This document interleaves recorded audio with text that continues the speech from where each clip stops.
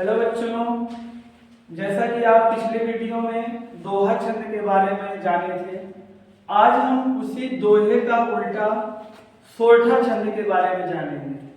तो जैसा कि आप लोगों ने कहा था कि सर आप बोर्ड पर लिख के समझाया करें, तो आज हम आप लोगों के कहने पर बोर्ड पर लिख कर समझा रहे हैं। तो सबसे पहले हम देखेंगे, पहला वीडियो तो आप दोहा छंद देख चुके हैं, तो अब हम सोरठा छंद के बारे में देखते हैं। अब इसकी परिभाषा क्या होगी? परिभाषा हम लोग समझते हैं।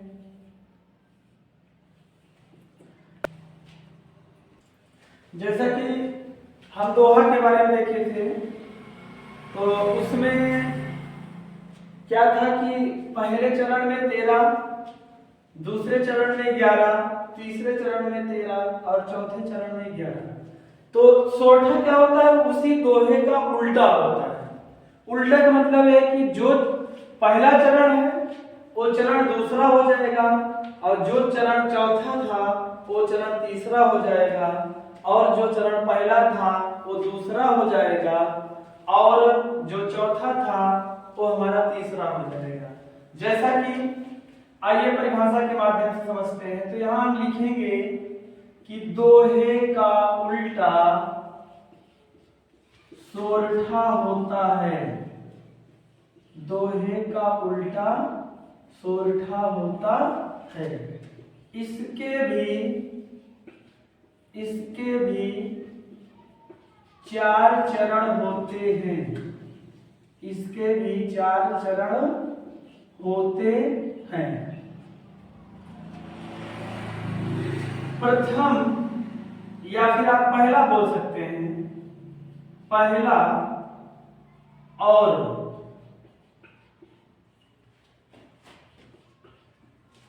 पहला नहीं, पहले, थोड़ा सेंटेंस बनना चाहिए।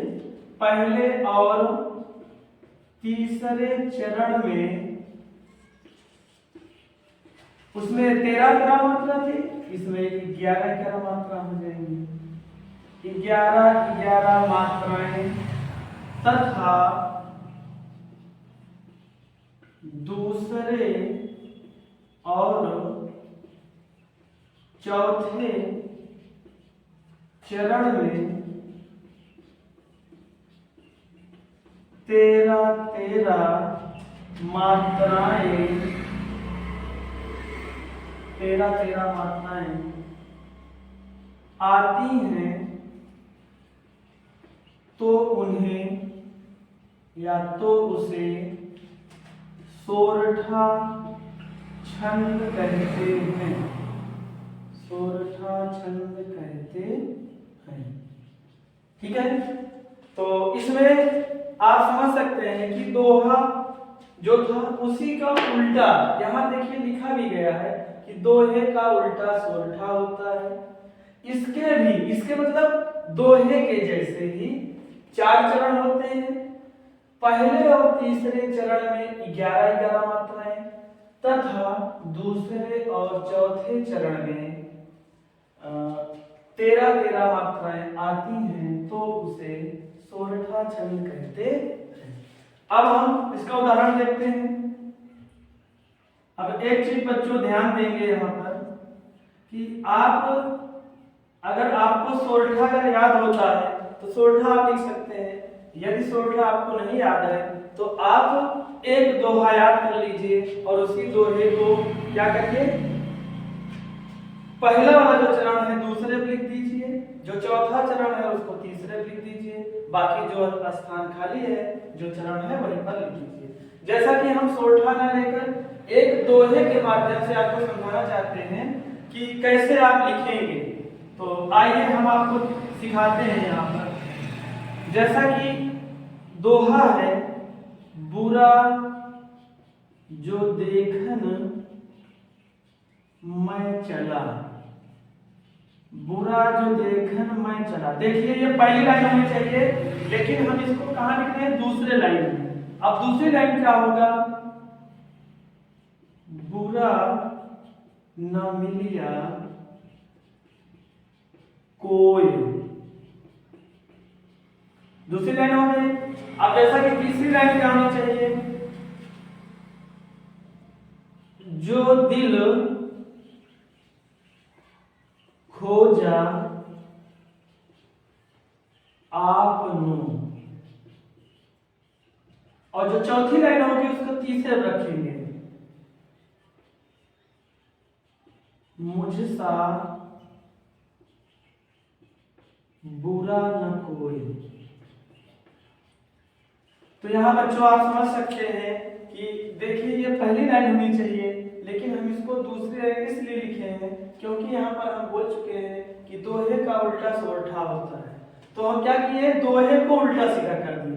देखिए, बुरा जो देखन में चला, बुरा न मिले कोई, जो दिल खोजा आपनो, मुझसा बुरा न कोई। अब इसकी बच्चों यदि अगर हम मात्रा नहीं लगाते हैं तो आपका पूरा का पूरा नंबर तो नहीं मिलेगा, फिर एक नंबर या फिर आधा नंबर आपका कट सकता है। तो इसलिए हम जो है बिना इसका काउंट किए बोले तो कहा जाता है कि बिना लघु गुरु लगाए, और यहाँ पर बिना 11 13 लिखे हम पूरे अंक नहीं प्राप्त कर सकते हैं। तो इसलिए हमें जो है क्या करना चाहिए कि इसका जो लघु गुरु है उसको हमें लिखना चाहिए। देखिए, जैसा हमने आपको बताया था कि छोटा उप मात्रा है तो यहाँ पर एक मात्रा बोले तो लघु, और यहाँ पर देखिए रा बड़ा है तो यहाँ पर गुरु होगा। फिर यहाँ देखिए अक्षर अकेला है तो लघु हो जाएगा, यहाँ छोटी की मात्रा है तो लघु हो जाएगा, यहाँ छोटी की मात्रा लघु है, यहाँ बड़ा की मात्रा तो यहाँ गुरु हो जाएगा। अब यहाँ अभी हम मात्रा नहीं लगाएंगे, मात्रा हम बाद में लगाते हैं। तो अब यहाँ पर हमारा लघु हो गया। अब हम काउंट करते हैं, यदि हमारा मान लीजिए कि 10 जोड़ने पर अगर 10 आ रहा है तब तो यहाँ पर हम गुरु लिखेंगे, अन्यथा लघु लिखकर आगे बढ़ जाएंगे। देखते हैं, 2 और 1 3, 3 1 4, 4 1 5, 5 1 6, 6 2 8, 8 1 9। इसका मतलब है कि अभी 11 को पूरा करने के लिए हमारे पास 2 की जरूरत है। तो यहाँ देखिए ओ की मात्रा है तो यहाँ 2 लगा देंगे। यदि आपको नहीं समझ में आ रहा है तो हम दोहे में आपको समझाए थे, यहाँ थोड़ा सा समझ लेते हैं कि जहां पर ए की मात्रा और ओ की मात्रा, यदि मात्रा पूरा करते समय मात्राएं में पूरी नहीं हो रही है तो हम क्या करेंगे, जहां पर या तो ए की मात्रा लगी हो या तो ओ की मात्रा लगी हो, उस वाले वर्ण पर हम गुरु लिखकर उसकी 2 मात्रा को क्या करते हैं, काउंट करते हैं, गिनते हैं। अब यहाँ देखते हैं, यहाँ 1 हो जाएगा, यहाँ 2 हो जाएगा। अभी यहाँ नहीं लिखेंगे, यहाँ भी नहीं लिखेंगे, अब आगे बढ़ेंगे, बाद में हम देखते हैं यहाँ तो 2 हो जाएगा, यहाँ भी हो जाएगा, यहाँ 2 हो जाएगा। अब देखते हैं 2 और 1 3, 3 2 5, 5 2 7 2 9 1 10।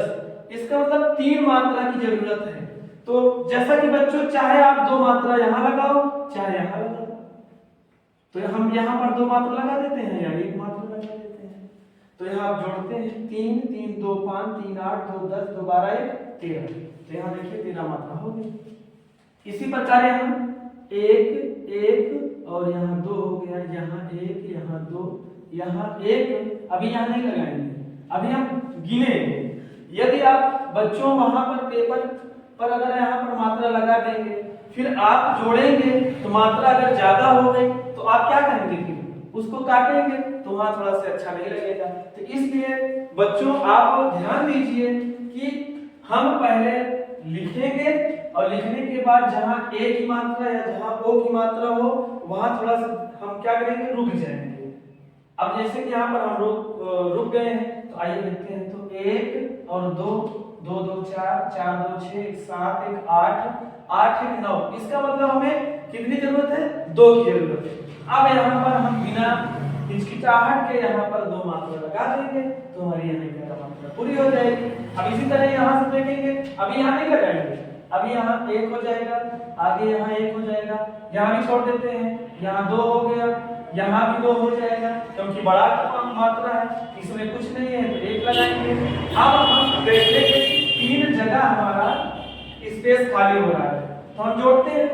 तो 2 2 4 2 6 1 7, यानी अभी हमको 6 की जरूरत है। 6 का मतलब है 2 यहाँ लिखेंगे, 2 यहाँ लिखेंगे, 2 यहाँ लिखेंगे तो पूरी हो जाएगी। तो इसका मतलब हम यहाँ लिख देंगे 2 2 2। आइए जोड़ते हैं। 2 1 3 1 4 1 5 5 2 7 7 2 9 9 2 11 11 1 12। अभी भी देखिए तो अभी भी मात्रा कम हो रही है। कितना होनी चाहिए? 13 होनी चाहिए। 2। तो अब यहाँ पर हम पहुंचे थे, फिर से एक बार काउंट करते हैं। 2 2 4 2 6 2 8 2 10 10 2 12 1 13। तो हमारी देखिए यहाँ 13 मात्रा क्या हो गई है? पूरी हो गई है। तो इस तरह से बच्चे आप वहां पेपर में लिखेंगे तो आपको पूरा नंबर मिलेगा। हमने आपसे कहा था कि लास्ट में हमें स्पष्टीकरण जरूर देना है, बिना स्पष्टीकरण का कुछ नहीं होने वाला है। यदि आप वहां पेपर में इतना लिखते भी हैं तो फिर भी आपको पूरा 2 नंबर नहीं मिलेगा, आपको 1.5 ही नंबर मिलेगा। तो यहाँ स्पष्टीकरण में हमने आपको दोहे में समझाया था, तो यहाँ भी आपको समझा रहे हैं कि हमें स्पष्टीकरण में कुछ भी नहीं लिखना है, केवल इतना लिखना है कि प्रस्तुत उदाहरण में 1 2 3 4 चरण आए और पहले और तीसरे चरण में 11 मात्राएं, दूसरे और चौथे चरण में 13 मात्राएं आई हैं, इसलिए यहाँ पर सोरठा छंद है। तो बच्चों इस तरह से हम पेपर में लिखते हैं तो हमें 2 अंक पूरा का पूरा प्राप्त हो जाएगा। तो इतना आपको पेपर में लिखना है।